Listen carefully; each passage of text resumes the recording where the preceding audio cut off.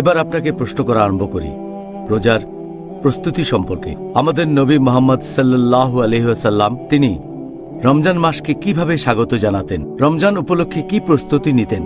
এরকম একটা হাদিস আছে সহিহ বুখারীতে, খণ্ড নম্বর 3, বুক অব ফাস্টিং, হাদিস নম্বর 1969। আমাদের নবীর স্ত্রী হযরত আয়েশা রাদিয়াল্লাহু আনহা তিনি বলেছেন যে নবী তিনি রমজান মাস ছাড়া অন্য কোনো মাসেই সবগুলো দিন রোজা থাকতেন না, আর অন্যান্য মাসগুলোর মধ্যে শাবান মাসে তিনি সবচেয়ে বেশি রোজা রাখতেন। তাহলে এই হাদিস থেকে আমরা জানতে পারি যে নবী মুহাম্মদ সাল্লাল্লাহু আলাইহি সাল্লাম পবিত্র রমজান মাসকে স্বাগত জানানোর জন্য তার আগের মাসে অন্যান্য মাসের চেয়ে বেশি রোজা রাখতেন, আর সেটা হচ্ছে শাবান মাস। এভাবে আমাদের নবী রমজান মাসের জন্য প্রস্তুতি নিতেন। এছাড়াও আপনারা দেখবেন আরেকটা সহিহ হাদিস আছে তিরমিজিতে, অধ্যায় নম্বর 50, হাদিস নম্বর 3451। বলা হয়েছে যে তালহা রাদিয়াল্লাহু আনহু তিনি তার বাবার উদ্ধৃতি দিয়ে বলেছেন যে উনার বাবা, তার মানে তালহার দাদা, তিনি বলেছেন যখনই আমাদের নবী নতুন চাঁদ দেখতেন তখনই আল্লাহর কাছে দোয়া করতেন আর বলতেন, হে আল্লাহ, এই মাসে আমাদের রহমত করো। তখন তিনি সেই মাসের নামটা বলতেন, তারপর বলতেন, এই মাসে তুমি আমাদের বিশ্বাসের পথে অটল রাখো। এভাবে আমাদের নবী আল্লাহ সুবহানাহু ওয়া তাআলার কাছে দোয়া করতেন যখনই তিনি নতুন মাসের চাঁদ দেখতেন। শুধু রমজান মাসের নতুন চাঁদ দেখলে যে তিনি এভাবে দোয়া করতেন তা নয়, সব মাসের নতুন চাঁদ দেখলে তিনি এটা করতেন। আর তিনি পবিত্র রমজান মাসে বিশেষভাবে যেটা করতেন সেটা হচ্ছে তিনি এই পবিত্র মাসের আগমনের কথা লোকজনকে জানিয়ে দিতেন। আর এটার উল্লেখ আছে মুসনাদ আহমদে, খণ্ড নম্বর 2, পৃষ্ঠা নম্বর 230, হাদিস নম্বর 7148, যে নবী মুহাম্মদ সাল্লাল্লাহু আলাইহি সাল্লাম তিনি লোকজনকে বলতেন যে তোমরা সবাই শোনো, এই রহমতের মাস এখন তোমাদের সামনে, আর আল্লাহ সুবহানাহু ওয়া তাআলা আদেশ দিয়েছেন যে এই মাসে তোমরা রোজা রাখবে, আর বেহেশতের দরজা এই পবিত্র মাসে খোলা থাকবে, দোজখের দরজা বন্ধ হয়ে যাবে, শয়তানের সময় শেকলে বাঁধা থাকবে, আর এই পবিত্র মাসে একটা রাত থাকবে যেটা 1000 মাসের চেয়েও অনেক উত্তম। যদি কেউ এই মাসে আল্লাহ সুবহানাহু ওয়া তাআলার রহমত থেকে বঞ্চিত হয়ে যায় সে আসলে একজন হতভাগ্য। তাহলে এখানে আমরা জানতে পারলাম যে নবী মুহাম্মদ সাল্লাল্লাহু আলাইহি সাল্লাম কিভাবে এই মাসকে স্বাগত জানাতেন। তিনি তখন লোকজনের কাছে এই পবিত্র মাস আগমনের সুসংবাদটা পৌঁছে দিতেন। মাশাআল্লাহ। এবার আপনার কাছে পরের প্রশ্নটা হচ্ছে, রমজান মাস কাছাকাছি আসলে তখন আমাদের কি করা উচিত? প্রথমে আমরা যেটা করব সেটা হলো আমরা আল্লাহ তাআলাকে ধন্যবাদ জানাবো যে আমরা আরো একবার এই আশীর্বাদের রমজান মাসকে আমাদের সামনে পাচ্ছি। আমরা আল্লাহকে ধন্যবাদ জানাবো তার দয়ার জন্য, আর এ মাসে আমরা ক্ষমা প্রার্থনা করব যাতে করে আমাদের অতীতের সব গুনাহ মাফ করা হয়। আমরা আল্লাহ তাআলাকে ধন্যবাদ জানাবো তিনি যে নিয়ামতগুলো দিয়েছেন সেজন্য, যে রহমত দিয়েছেন, যে ভালোবাসা দিয়েছেন, এটা সবচেয়ে সেরা মাস। আর আল্লাহ তাআলা পবিত্র কোরআনে বলেছেন, সূরা বাকারা অধ্যায় নম্বর 2, আয়াত নম্বর 185, বলা হয়েছে, শাহরু রমজান আল্লাযী উনজিলা ফীহিল কুরআন হুদাল লিন-নাস ওয়া বায়িনাতিন মিনাল হুদা ওয়াল ফুরকান। যার অর্থ হলো এই রমজান মাসে পবিত্র কোরআন অবতীর্ণ হয়েছে মানুষজাতির পথের দিশারি হিসেবে, সৎপথের স্পষ্ট নিদর্শন এবং সত্য আর মিথ্যার পার্থক্যকারী রূপে। এছাড়াও আল্লাহ তাআলা পবিত্র কোরআনে বলেছেন, সূরা বাকারা অধ্যায় নম্বর 2, আয়াত নম্বর 183, আল্লাহ বলেছেন, ইয়া আইয়ুহাল্লাযীনা আমানু, হে মুমিনগণ, কুতিবা আলাইকুমুস সিয়াম কামা কুতিবা আলাল্লাযীনা মিন ক্বাবলিকুম লাআল্লাকুম তাত্তাকুন। অর্থাৎ হে মুমিনগণ, তোমাদের জন্য সিয়ামের বিধান দেওয়া হলো যেমন বিধান তোমাদের পূর্ববর্তীগণকে দেওয়া হয়েছিল, যাতে করে তোমরা শিখতে পারো আত্মসংযম। এখানে আরবি শব্দটা হলো তাত্তাকুন, এটা তাকওয়ার সমার্থক, যাতে করে তোমরা আল্লাহ তাআলাকে মেনে চলো, যাতে শিখতে পারো ধার্মিকতা, শিখতে পারো ন্যায়নিষ্ঠতা। তাহলে এই মাসে একজন মানুষ আরো বেশি ন্যায়নিষ্ঠ হতে পারে। এই পবিত্র মাসে আমাদের তাকওয়া সর্বোচ্চ স্তরে থাকতে পারে। আর এই রমজান মাসকে বলা যায় আমাদের জন্য একটা অ্যানুয়াল ট্রেনিং। এটাকে বলা যায় আমাদের শরীরের এক ধরনের সার্ভিসিং।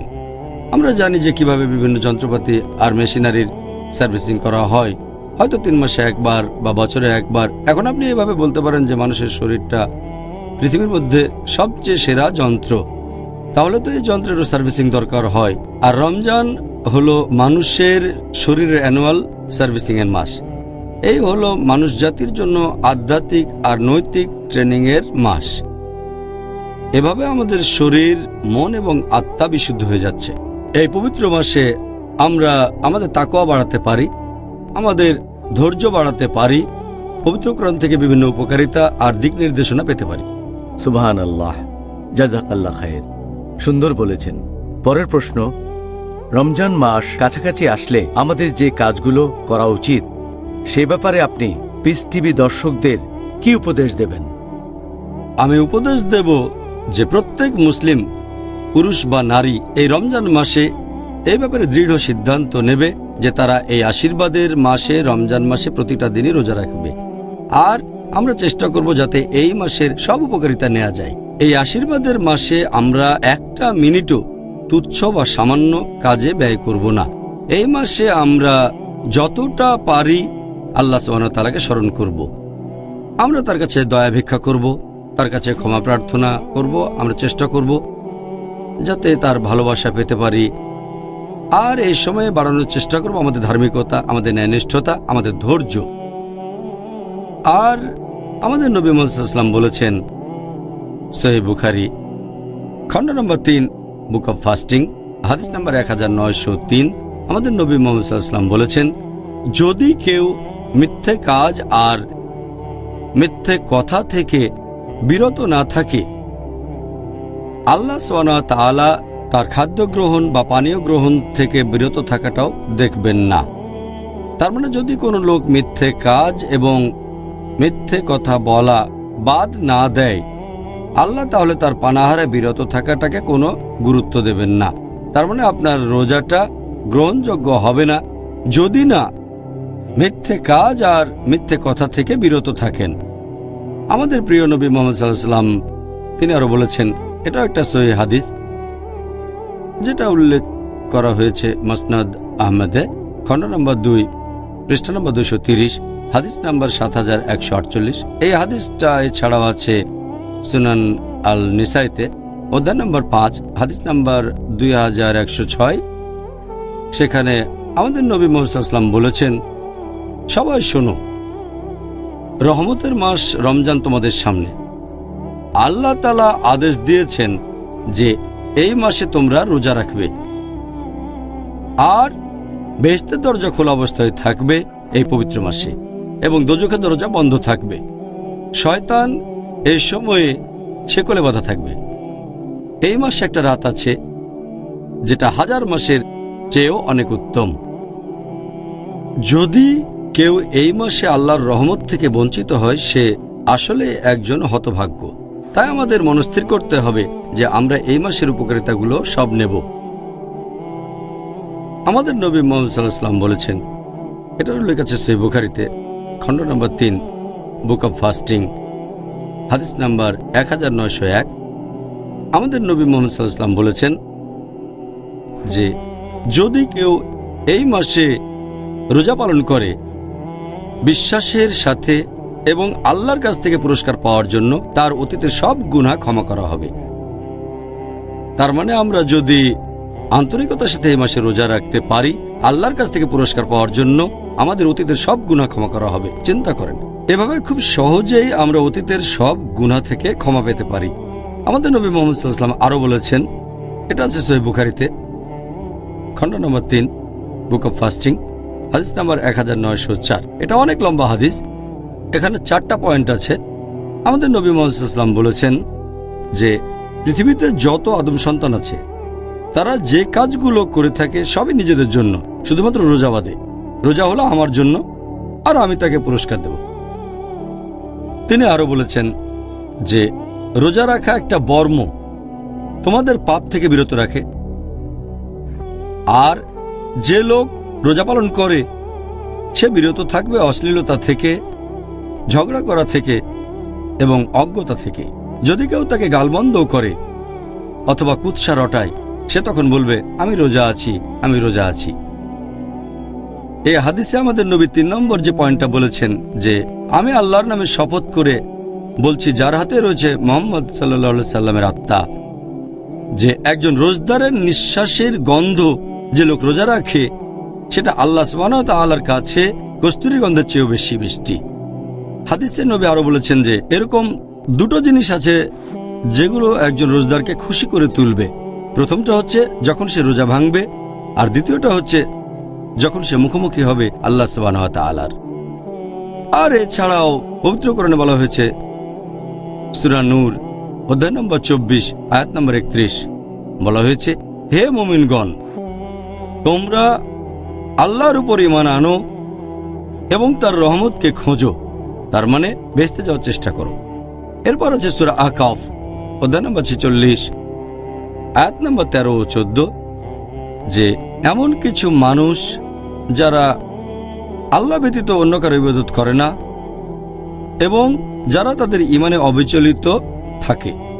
এখানে শব্দটা ইস্তেকাম, যারা বিশ্বাসে অবিচলিত থাকে যে আল্লাহ কেবলমাত্র একজন, অন্য কেউ নেই, এবং তারা কখনো ভয় পাবে না, তারা দুঃখিত হবে না।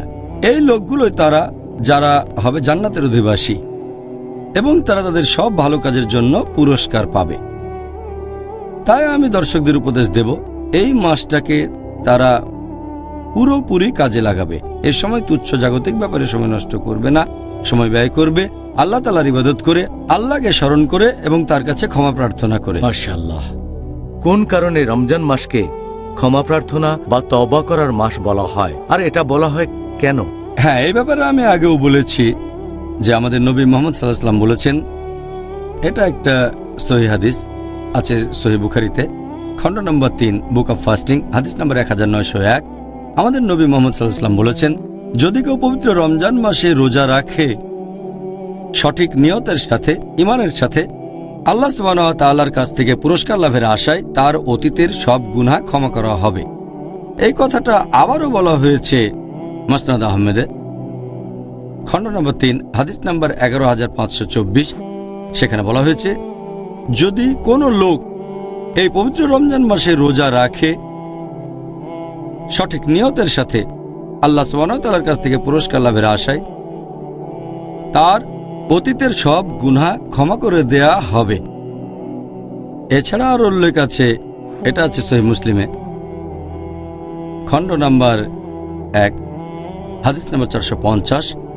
আমাদের নবী মুহাম্মদ সাল্লাল্লাহু আলাইহি ওয়াসাল্লাম বলেছেন যে 5 ওয়াক্ত নামাজের মধ্যবর্তী সময়টা 2 জুম্মা এবং 1 রমজান থেকে আরেক রমজান, এই সময়টাতে তোমাদের গুনাহ ক্ষমা করা হবে। এই সময়টাতে তোমাদের সব পাপ ক্ষমা করা হতে পারে। আমাদের প্রিয় নবী মুহাম্মদ সাল্লাল্লাহু আলাইহি ওয়াসাল্লাম আরও বলেছেন, এটা উল্লেখ আছে সহিহ মুসলিম খণ্ড নম্বর 4 বুক অব তাওবা হাদিস নাম্বার 6644। আমাদের প্রিয় নবী মুহাম্মদ সাল্লাল্লাহু আলাইহি ওয়াসাল্লাম বলেছেন যে আল্লাহ সুবহানাহু ওয়া তাআলা রাতের বেলায় কেউ যদি ক্ষমা প্রার্থনা করে থাকে, আল্লাহ তখন তার দিনের বেলায় করা পাপগুলো ক্ষমা করে দেন। আর আল্লাহ সুবহানাহু ওয়া তাআলা দিনের বেলায় কেউ ক্ষমা প্রার্থনা করলে তার সেই পাপগুলো ক্ষমা করে দেন যেগুলো করেছে রাতের বেলায়। তাই এটা হলো ক্ষমা প্রার্থনার জন্য সেরা একটা মাস, এই পবিত্র রমজান মাস। এই মাসে সহজে নিজের পাপগুলো থেকে ক্ষমা পেতে পারেন, কারণ বেহেশতের দরজা এ সময় খোলা থাকে, দোজখের দরজা বন্ধ থাকে। সেজন্য রমজানকে বলা হয় ক্ষমার মাস। আল্লাহু আকবার। এই কারণে সবাই এই মাসে ইবাদতে মগ্ন থাকে। কারণটা তাহলে জানলাম। সুবহানাল্লাহ। ডাক্তার জাকির, এই পবিত্র রমজান মাসে মুসলিমদের কি বিশেষ কিছু কাজের প্রতি মনোযোগ দেওয়া উচিত? আর আমরা জানি যে দর্শকরা আপনার কাছ থেকে এটা জেনে দারুণভাবে উপকৃত হবেন যে এই মাসে তাদের কোন কাজটা করা উচিত, আর তারা এখন থেকেই রমজানের জন্য প্ল্যান করতে পারবেন। হ্যাঁ, আমার মতে এটা খুবই ভালো প্রশ্ন, কারণ বেশিরভাগ কাজের কথা আমরা হয়তো বলবো বিভিন্ন আলাদা এপিসোডে। আমি এখানে সংক্ষেপে কয়েকটা গুরুত্বপূর্ণ পয়েন্টের কথা এখন আলোচনা করব, কারণ বিস্তারিত বললে অনেক সময় লেগে যাবে। কয়েকটা গুরুত্বপূর্ণ পয়েন্ট মনে রাখতে হবে। যে 1 নম্বর, সেটা হলো নিয়ত। নিয়ত খুবই গুরুত্বপূর্ণ। রোজার এই নিয়ত হবে শুধুমাত্র আল্লাহ সুবহানাহু ওয়া তাআলার জন্য। কারো রোজা গ্রহণযোগ্য হওয়ার জন্য নিয়ত খুবই গুরুত্বপূর্ণ। নিয়ত এখানে খুবই গুরুত্বপূর্ণ, এটা ছাড়া কারো রোজা গ্রহণযোগ্য হবে না। 2 নম্বর, সেটা হলো রোজা সম্পর্কিত কিছু সুন্নত পালন করা। এ ব্যাপারে কয়েকদিন পরে বিস্তারিত আলোচনা করব। তবে এখানে একটা ব্যাপার বলি যে নবীর একটা গুরুত্বপূর্ণ সুন্নত হচ্ছে যে আমরা আমাদের সাহরি করব যতটা দেরিতে করা সম্ভব, তার মানে ভোর হওয়ার সামান্য একটু আগে, ফজরের নামাজের একটু আগে। আর আমরা আমাদের রোজা ভেঙে ফেলবো, ইফতার করব যত তাড়াতাড়ি সম্ভব, ঠিক সূর্যাস্তের পরপরই। এছাড়াও এই রহমতের মাসে আমরা খুব সাবধানে থাকব, সেই সব কাজগুলো থেকে বিরত থাকব যে কাজগুলো নিষিদ্ধ, যেগুলো হারাম, আর যেসব কাজ মাকরু। এটা আমাদের জন্য সুবর্ণ সুযোগ। যদি কোনো লোকের এমন কোনো অভ্যেস থাকে যেটা শরিয়ার বিরুদ্ধে হতে পারে, যেটা হারাম কাজ অথবা মাকরু কাজ, রমজান এসব কাজ থেকে বিরত থাকা শ্রেষ্ঠ সময়। এই অভ্যেসটা থেকে যাবে আর ইনশাআল্লাহ হয়তো সারা জীবন সেই খারাপ কাজ থেকে বিরত থাকবেন। যেমন ধরেন একজন লোক, সে হয়তো অ্যালকোহল পানে অভ্যস্ত।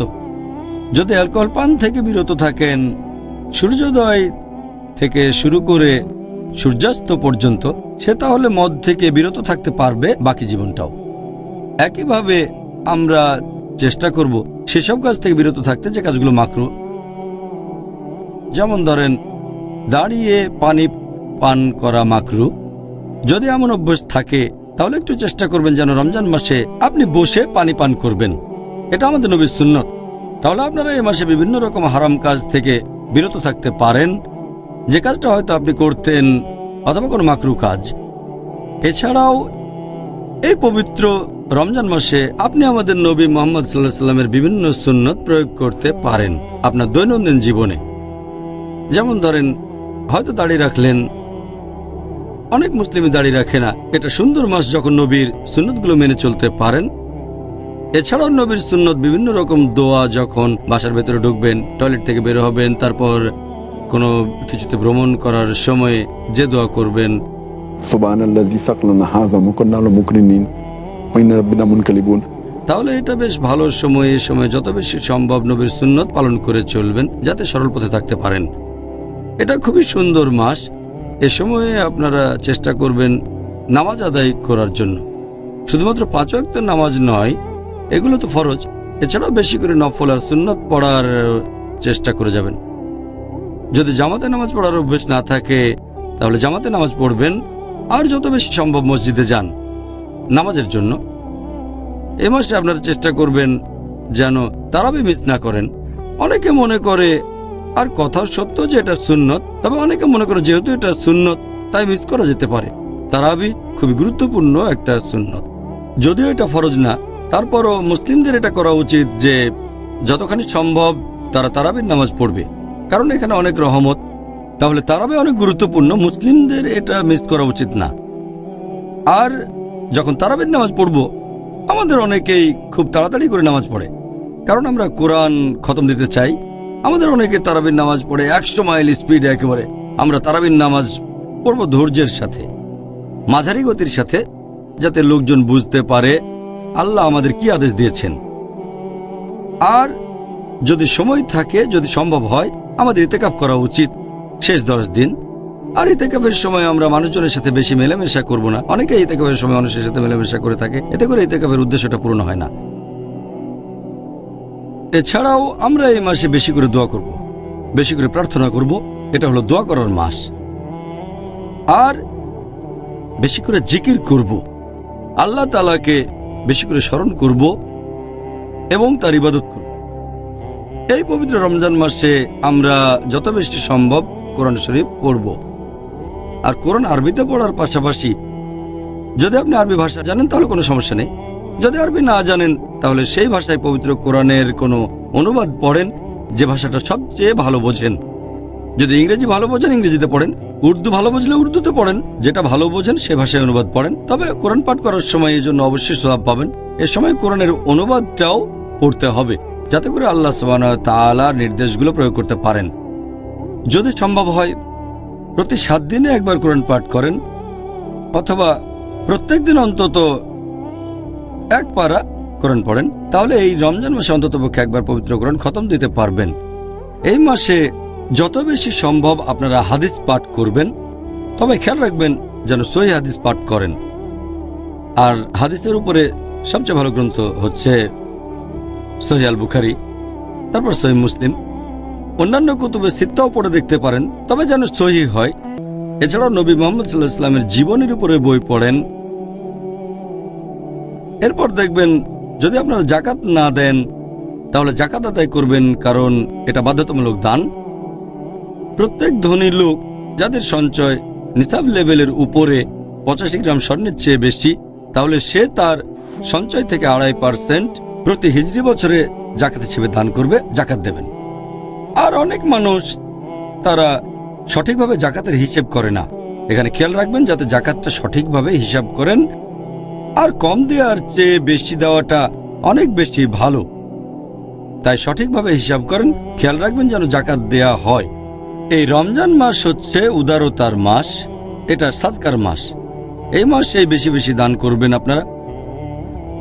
আর এটা ছাড়াও আপনাদের খেয়াল রাখতে হবে যে এই পবিত্র মাসে আমরা হাসি খুশি থাকব। মুসলিমদের অনেকেই এ সময় দেখায় ম্লান, দেখায় মনমরা। আমরা এই সময় হাসি খুশি থাকব আর আমাদের পরিবারকে বেশি করে সময় দেব। অনেক সময় পরিবারকে অবহেলা করি, এ সময় খেয়াল রাখবো যাতে পরিবারকে বেশি সময় দিতে পারি আর এই সবগুলো কাজ করতে পারি একসাথে। এছাড়াও আমরা হুসনে সুলুক করব অন্যান্য লোকজনের সাথে। তার মানে এ সময় অন্য মানুষের সাথে কথা বলবো আমরা দয়ার সাথে, ভালোবাসা দিয়ে, যত্নের সাথে। যদি তারা কোনো ভুল করে তাহলে ক্ষমা করে দেব, যেহেতু এটা ক্ষমার মাস। আপনি কারো কাছে ভুল করে থাকলে তার কাছে ক্ষমা চাইবেন। আশেপাশের মানুষের সাথে মেলামেশা করবেন ভালোবাসা আর যত্নের সাথে। এছাড়াও করব তাফাক্কুর, তার মানে বিভিন্ন জিনিস বিবেচনা করা। খেয়াল রাখবেন যেন রমজান মাস নিয়ে আপনার প্ল্যানটা সঠিক হয়। আর খেয়াল রাখবেন যেন সময় নষ্ট না করেন, 1 মিনিটও না, এমনকি সেকেন্ডও না। এটা হলো অর্জন করার মাস। আর এছাড়াও এই রমজান হলো আত্মোন্নয়নের জন্য সবচেয়ে সেরা মাস।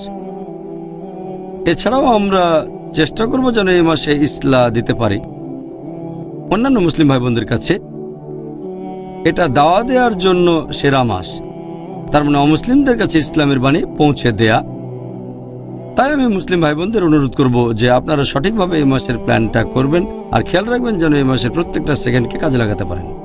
তাহলে এই রমজান মাস হলো আমাদের জন্য একটা সুযোগ।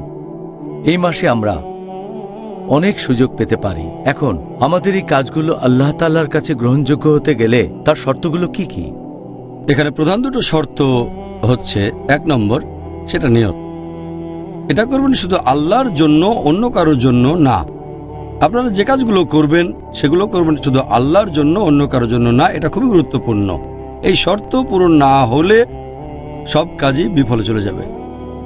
আল্লাহ সুবহানাহু ওয়া তাআলা পবিত্র কোরআনে বলেছেন, সূরা বাইয়িনা অধ্যায় নম্বর 98 আয়াত নম্বর 5, বলা হয়েছে যে তোমরা শুধুমাত্র আল্লাহ সুবহানাহু ওয়া তাআলার ইবাদত করবে। এটা করবে শুধু তার জন্য, অন্য কারোর জন্য না। এছাড়া উল্লেখ করা আছে সূরা ইনসান অধ্যায় নম্বর 76 9 নম্বর আয়াত, বলা হয়েছে যে তোমাদের আহার দিয়েছি আল্লাহর সন্তুষ্টি লাভের জন্য, যাতে আল্লাহ সুবহানাহু ওয়া তাআলা খুশি হন। আমরা তোমাদের নিকট থেকে কোনো পুরস্কারও চাই না, কোনো প্রতিদানও চাই না। তার মানে যদি কাউকে খাওয়ান, সেটা করেছেন আল্লাহর সন্তুষ্টি লাভের জন্য, সেটার বদলে কোনো রকম পুরস্কার অথবা প্রতিদান আশা করেননি। এটা খুবই গুরুত্বপূর্ণ ব্যাপার। মনে রাখবেন আপনার সব কাজ হবে আল্লাহর সন্তুষ্টি লাভের জন্য। এটা খুবই গুরুত্বপূর্ণ ব্যাপার। এছাড়াও আরো উল্লেখ আছে পবিত্র কোরআনে সূরা শুরা অধ্যায় নম্বর 42 আয়াত নম্বর 20, যদি কেউ আখিরাতের ফসল কামনা করে কোনো কাজ করে থাকে, আল্লাহ সুবহানাহু ওয়া তাআলা তার পুরস্কার আখিরাতের ফসল বহু গুণে বর্ধিত করে দেন। আর যদি কেউ দুনিয়ার ফসল কামনা করে কোনো কাজ করে থাকে, দুনিয়ার আশা করে, আল্লাহ তার জন্য দুনিয়ায় কিছু দেবেন, কিন্তু আখিরাতে তার জন্য কিছু থাকবে না। আল্লাহ এই কথা আবারও বলেছেন সূরা হুদ অধ্যায় নম্বর 11 আয়াত 15 ও 16, যে যদি কেউ পৃথিবীর জীবন আর তার শোভা কামনা করে অথবা কোনো কাজ করে এই দুনিয়ার খাতিরে, আর এই পৃথিবীর জৌলুস কামনা করে, আল্লাহ সুবহানাহু ওয়া তাআলা এই দুনিয়ায় তাকে কিছু দেবেন, কিন্তু আখিরাতে তার জন্য কিছুই থাকবে না, শুধুমাত্র আগুন ছাড়া। আর তারা যে কাজ করে সেগুলো সব আখিরাতে নিষ্ফল হয়ে যাবে। সেজন্য যাই করেন সেটা হবে আল্লাহ সুবহানাহু ওয়া তাআলার জন্য। আর ইসলাম ধর্মের দ্বিতীয় খলিফা হযরত ওমর রাদিয়াল্লাহু আনহু, এটার উল্লেখ আছে সহিহ বুখারীতে খণ্ড নম্বর 1 হাদিস নম্বর 1। হযরত ওমর রাদিয়াল্লাহু আনহু তিনি বলেছেন যে আমাদের নবী মুহাম্মদ সাল্লাল্লাহু আলাইহি ওয়াসাল্লাম বলেছেন ইন্নামাল আমালু বিন্নিয়াত, যার অর্থ তোমাদের কাজের বিচার হবে তোমাদের নিয়ত দিয়ে। আমাদের নবী আরো বলেছেন যে তোমাদের সব কাজের ভিত্তি হলো নিয়ত। যদি কেউ হিজরত করে আল্লাহ এবং রাসূলের জন্য তাহলে সেটা আল্লাহ আর তার রাসূলের জন্য, আর যদি কেউ হিজরত করে দেশ ত্যাগ করে জাগতিক সুবিধার জন্য অথবা বিয়ের জন্য তাহলে সেটা করেছে জাগতিক সুবিধার বিয়ের জন্য। তাই নিয়ত খুবই গুরুত্বপূর্ণ। আর এই কথাটা আরো আছে অন্য আরেকটা হাদিসে আছে সহিহ মুসলিমে খণ্ড নম্বর 4 হাদিস নম্বর 7114। বলা হয়েছে যে আমাদের প্রিয় নবী মুহাম্মদ সাল্লাল্লাহু আলাইহি ওয়াসাল্লাম বলেছেন যে আল্লাহ সুবহানাহু ওয়া তাআলা বলেছেন যে আমি একাই স্বয়ংসম্পূর্ণ, আমার কোনো সাহায্যকারীর প্রয়োজন নেই।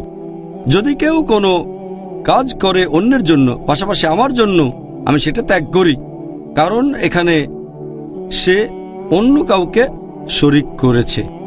তার মানে কিছু অংশ করেছে আল্লাহর জন্য আর কিছু অংশ অন্যের জন্য। এরকম করতে পারবেন না, করবেন শুধুমাত্র আল্লাহ সুবহানাহু ওয়া তাআলার জন্য, শুধুমাত্র তার জন্য, আর কারোর জন্য না। আল্লাহ তাআলা তার সাথে কাউকে শরীক করাকে পছন্দ করেন না। এটা গুরুত্বপূর্ণ, এটা একটা বেসিক ব্যাপার। আর সেটা হলো নিয়ত। কোনো কাজ গ্রহণযোগ্য হবে এজন্য দ্বিতীয় যে শর্তটা সেটা হলো আমরা যে কাজ করব সেগুলো হবে শরিয়া অনুযায়ী, সেটা হবে আল্লাহ এবং রাসূলের নির্দেশ অনুযায়ী, সেগুলো হবে কোরআনের শিক্ষা অনুযায়ী এবং নবী মুহাম্মদ সাল্লাল্লাহু আলাইহি ওয়াসাল্লামের শিক্ষা অনুযায়ী। এটা আছে সহিহ মুসলিমে খণ্ড নম্বর 3 হাদিস নম্বর 4267।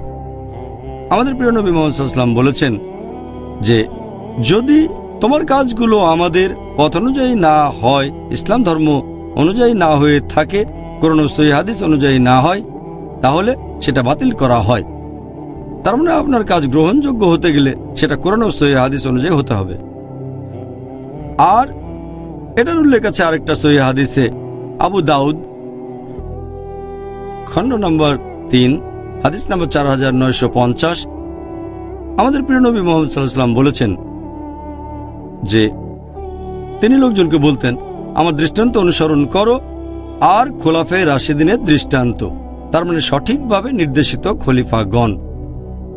যদি তাদের অনুসরণ করেন, তাদের আঁকড়ে ধরেন একেবারে শক্ত করে, তার মানে কঠোরভাবে মেনে চলেন আমাদের নবীর সুন্নত, আমার সুন্নত, নবী বলেছেন তার সুন্নত, তার পথ আর খোলাফায়ে রাশিদিনের দেখানো পথ, মানে সঠিকভাবে নির্দেশিত খলিফাগণ। কোনো কাজ গ্রহণযোগ্য হতে গেলে নিয়ত হবে শুধুমাত্র আল্লাহ সুবহানাহু ওয়া তাআলার জন্য, আর সেটা হবে শরিয়া অনুযায়ী, কোরআন সুন্নাহ অনুযায়ী। সুবহানাল্লাহ, আপনি খুব সুন্দর উত্তর দিয়েছেন, ধন্যবাদ। আলহামদুলিল্লাহ। আমরা অনুষ্ঠানের শুরুতেই আপনাদের বলেছিলাম যদি হাতে সময় থাকে তাহলে আপনাদের পাঠানো বেশ কিছু প্রশ্নের উত্তর দেব যেগুলো টপিকের সাথে প্রাসঙ্গিক। আজকে হাতে কিছু সময় আছে, তাহলে ডাক্তার জাকির, যে মানুষজন সাধারণত একটা কথা বলে রমজান মাসকে স্বাগত জানায়, রমজান মোবারক, কিছু মানুষ বলে এটা বিদআত, আবার কেউ বলে এটা সুন্নত, এই ব্যাপারে আপনি কি বলবেন? কোন মাসকে স্বাগত জানানো ভালো, আলহামদুলিল্লাহ। আর আমাদের নবী সবসময় লোকজনকে জানিয়ে দিতেন এই মাসের ব্যাপারে। এ ব্যাপারে আমি আগেও বলেছি যে আমাদের নবী মুহাম্মদ সাল্লাল্লাহু আলাইহি ওয়াসাল্লাম, এটার উল্লেখ আছে মুসনাদ আহমদ খণ্ড নম্বর 2 পৃষ্ঠা নম্বর 230 হাদিস নম্বর 7148। এছাড়াও এই হাদিসটা আছে সুনান আল নিসায়ে অধ্যায় নম্বর 5 হাদিস নম্বর 2106, যে আমাদের নবী মুহাম্মদ সাল্লাল্লাহু আলাইহি ওয়াসাল্লাম রমজান মাসের আগমনের কথা সবসময় লোকজনকে জানিয়ে দিতেন যে রমজান মাস সামনে। আমাদের নবী সে সময় লোকজনের উদ্দেশ্যে বলতেন, সবাই শোনো, রহমতের মাস রমজান এখন তোমাদের সামনে, আর আল্লাহ সুবহানাহু ওয়া তাআলা তোমাদের আদেশ দিয়েছেন যে তোমরা এই মাসে রোজা রাখবে। তাহলে নবী এই মাসকে স্বাগত জানাতেন, তিনি মানুষকে শুভেচ্ছা জানাতেন। একইভাবে আজকে যদি আপনি শুভেচ্ছা জানান, নবী বলতেন রহমতের মাস তোমাদের সামনে। যদি কেউ বলে রমজান মোবারক, এই রমজান মোবারক কথাটা ভারতীয় উপমহাদেশে বেশি ব্যবহার করা হয়। ভারতীয়রা বলে, পাকিস্তানিরা বলে, কারণ এই শব্দ মুবারক, বারকা হলো একটা আরবি শব্দ, বারকা মানে আশীর্বাদ, আর এই মাসটা আসলে রহমতের মাস। কিন্তু ভারতীয় আর পাকিস্তানিরা যখন এই মোবারক শব্দটা বলে, তারা এটা বলে অভিনন্দন জানানোর জন্য। কেউ পরীক্ষায় পাশ করলে উর্দুতে তাকে মোবারক দেওয়া হয়, এটা কিন্তু এসেছে আরবি শব্দ বারকা থেকে। তাই রমজান মাস আসলে তারা বলে রমজান মোবারক। তার মানে এটা হলো আশীর্বাদের মাস, অথবা এক ধরনের অভিনন্দন জানানো, অন্যকে শুভেচ্ছা জানানো যে রহমতের মাস আমাদের সামনে। তাই আমার মতে এটা বিদা নয়, একটা মাসকে স্বাগত জানানো যায়। এটা ভালো যে এই মাসকে আশীর্বাদের মাস বলছেন আর অন্য মানুষকে জানিয়ে দিচ্ছেন, তাদের বলছেন যে এই মাসে অনেক আশীর্বাদ পেতে পারেন। তাই আমার মতে এটা বিদা নয়। তবে কিভাবে শুভেচ্ছা জানাচ্ছেন, যেভাবে বলছেন, সেটা হলো মুবাহ, তার মানে ঐচ্ছিক। ভারতীয় উপমহাদেশে আমরা সাধারণত বলে থাকি রমজান মুবারক, মধ্যপ্রাচ্যের দেশগুলোতে বলে থাকি রমজান করিম। এই সবগুলো কথাই আসলে ভালো। পবিত্র মাস, আশীর্বাদের মাস অথবা ক্ষমাশীলতার মাস, এখানে কিভাবে বলবেন সেটা আপনার ব্যাপার। তবে আমাদের নবী মুহাম্মদ সাল্লাল্লাহু আলাইহি সাল্লাম তখন লোকজনদের বলতেন, সবাই শোনো, রহমতের মাস রমজান তোমাদের সামনে। আমার মতে লোকজন সবাইকে শুভেচ্ছা জানাবে, সবাইকে মনে করিয়ে দেবে এই রহমতের মাসের ব্যাপারে। মাশাআল্লাহ, জাযাকাল্লাহ খায়ের। ডক্টর